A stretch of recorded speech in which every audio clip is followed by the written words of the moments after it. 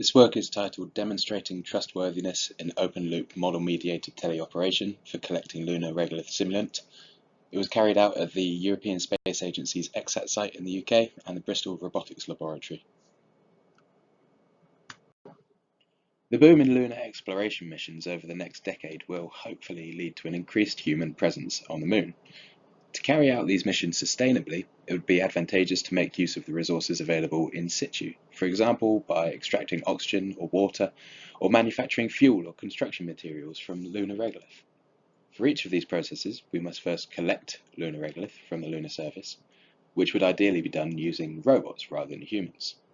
The risks and costs of this are far lower in space if you're using robots compared with human space flight, or operations can be scaled up more easily if you're using robots. Now, unfortunately, regolith is really difficult to work with. It's sticky and abrasive, and collection is going to take place under reduced gravity. On top of this, any teleoperation system used over large distances will introduce communication delays, which will make controlling these robots very challenging. In the best case scenario, if a signal travels at the speed of light, it will take 2.6 seconds to complete a return journey between Earth and the Moon. And practically, this will increase by several more seconds if we're using satellite relays. When we use teleoperated systems on Earth, we rely on sensory feedback from the remote robot.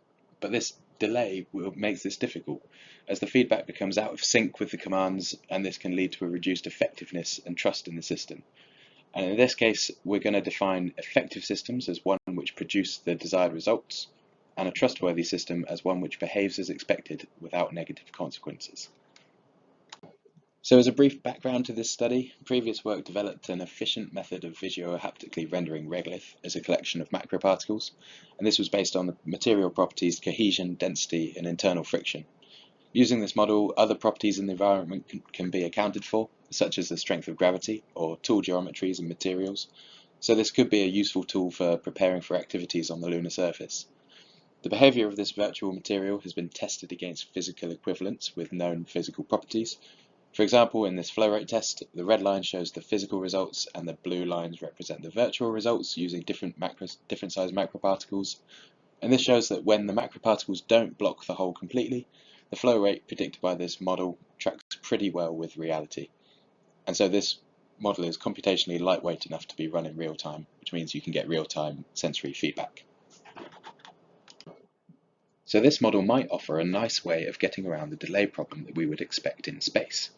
Model-mediated teleoperation is where an operator controls a remote robot via a local virtual representation. This can provide real-time sensory feedback based on a virtual model and has the advantage of being robust to large or variable delays. However, it really relies on having an accurate enough model for it to be trustworthy and effective. So, how accurate is this model if we were to use it in a teleoperation system? To test this, we carried out 4 tasks. Press the surface of the simulant, drag the end effector through the simulant, scoop a sample of the simulant, and then pour it into a target container. And these were carried out using different control modes. One was point-to-point, where we used pre-planned movements, and the other was human-in-the-loop control using a 6D haptic controller. And this was either direct teleoperation, where the user controlled the system based on real-time physical visual feedback, or open-loop model-mediated teleoperation, where the user controlled the system via a virtual intermediary. On the left here, the smaller image shows the simulation which the user controls, and the larger image shows the remote manipulator. And in all conditions, we recorded data from the virtual and physical worlds to compare the sim-to-real gap. So first, looking at the point-to-point tasks. In the press example, visually we see a similar indentation in the virtual and physical worlds, and haptically we see a similar force profile in the Z direction, but the model underestimates the scale of these forces. The initial force spike calculated by the model is comparable to the physical interaction, but then this stabilizes at a lower level. This was because the discretized macroparticles are quite large compared to the tool, and when they shift around upon contact, this leads to quite sharp step changes in the interaction forces. So then looking at the drag example, we see similar results. Visually, the trough shape, which is formed by the end effector, with a built-up wave at the leading edge, is formed in the physical and virtual worlds. The haptic interactions are similar as well, observing the sharp peak in the Z-axis, which then falls away. Interestingly, although the press task, the simulation underestimated the interaction forces, in this drag section of the task, the forces are overestimated. Importantly, though, the forces generally go in the correct direction, which might still be useful to the user in guiding the task. It might not need to be perfect. The two previous examples were quite simplistic, just 1D and 2D motion profiles. So finally, in this scoop task, we see a different result, suggesting that the model might not cope as well with complex interactions. At the highest level, material was successfully transferred to the target container in simulation and reality, but when we quantified the resultant hole size in the simulant, it was on average 27% wider and 57% longer in the physical test. Additionally, during fast movements of the scoop, some of the macroparticles were occasionally spilt, which was not observed in reality. And if you look at the comparison of the force profiles on the right, we notice large differences between the model and the physical world.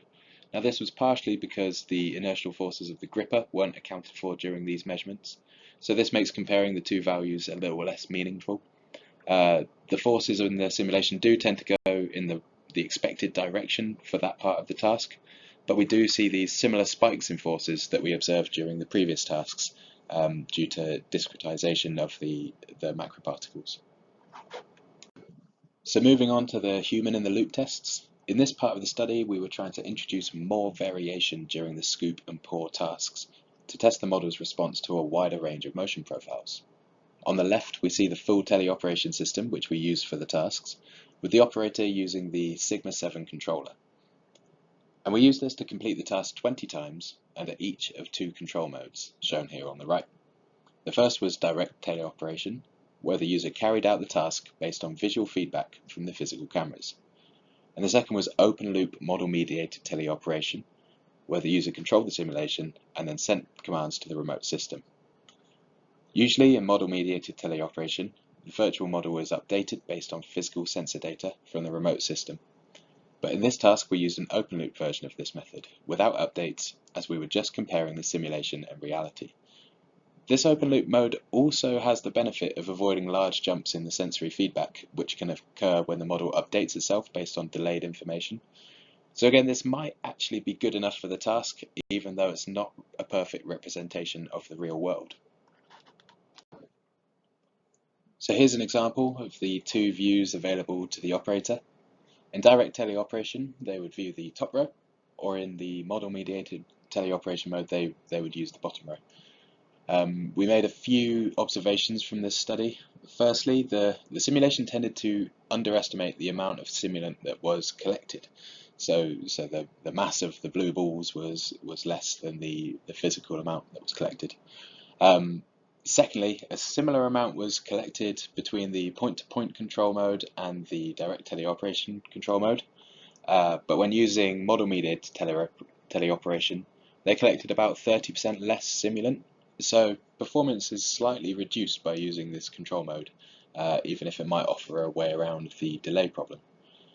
During pouring as well, the more granular physical simulant would fall from the scoop over a wider range of joint angles.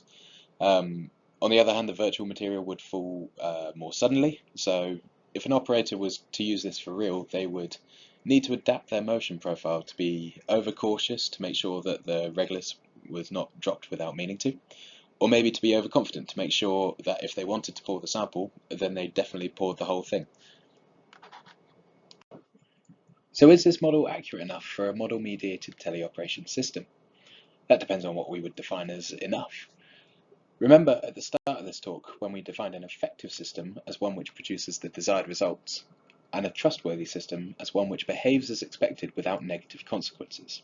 Using these definitions, we can actually quantify these qualities, which can sometimes seem a little abstract, most notably trustworthiness. In a binary sense, the desired result of this task is a successful scoop transferred to the target container. Assuming that we're basing all of our motions off the simulation, we can define the expectation as the virtual scene and the behaviour as the physical robot's interactions with the environment. And by comparing the expected success rates in simulation and the success rates in reality, we can put a number on how worthy the system is of our trust by assessing the incidence of true and false, of positive and negative outcomes. In a completely trustworthy system, the simulation would perfectly match reality.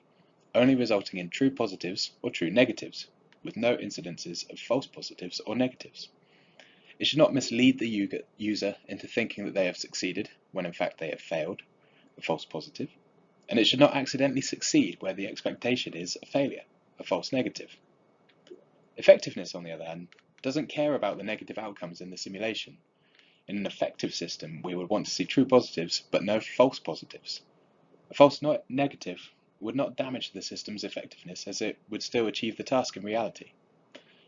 So by evaluating the success rates of this task across 40 total repetitions, we use this methodology to determine the system to be trustworthy 92.5% of the time, but effective 100% of the time. The simulation isn't perfect, but it can be relied upon in the vast majority of the time, and crucially, it always achieved the task. To conclude, in this study, we found that the model proved to be an effective and trustworthy approximation of the real world. And although the haptic interactions did not seem to be represented accurately, they may offer some guiding feedback. Improving the granularity of the model might lead to improvements, as the discretization into macroparticles seemed to be the leading cause of the inaccuracies. Nonetheless, a 100% perfect model might actually not be needed. Instead, for these tasks, an approximation may be enough to support an operator during delayed teleoperation. Or perhaps the model could be used in providing a training environment in which operators can familiarize themselves to gradually build their trust in the system. It's difficult to replicate the unfamiliar conditions we'll encounter on the Moon, like operating under reduced gravity, and this model could help us prepare for these upcoming missions.